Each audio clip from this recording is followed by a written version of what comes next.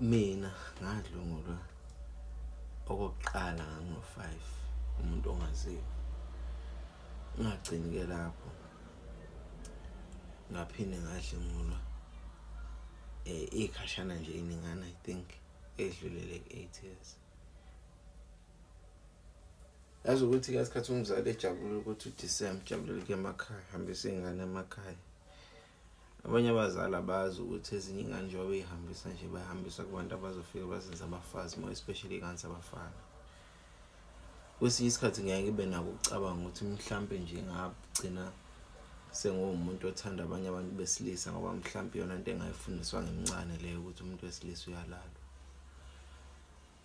Angisho ukuthi yiko kwadala ukuthi mhlampe ngibe ilo muntu ongoyena noma ngiphile lempilo engiyiphilayo, kodwa kwesinye isikhathi ngeke ngibe nako ukucabanga ukuthi mhlampe nje ukuthandana kwami nabantu bobulili obufana nobami mhlampe nje ngoba kudala ukuhlukumeza engakuthola ngimncane.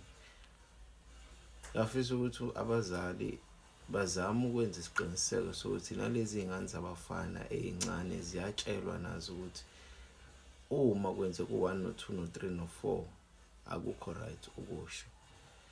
Ngalesi sikhathi mina ngangayazi i-rape, ngangazi nokuthi lento eyayenziwa kumina yayingekho right. Mina ngiqala ukuzazi ukuthi ngiyafika kuvuthondaba noma ngiqala ukubona isidoda sami, ngasibona ngangikhonjiswa umuntu owayemdala kunami,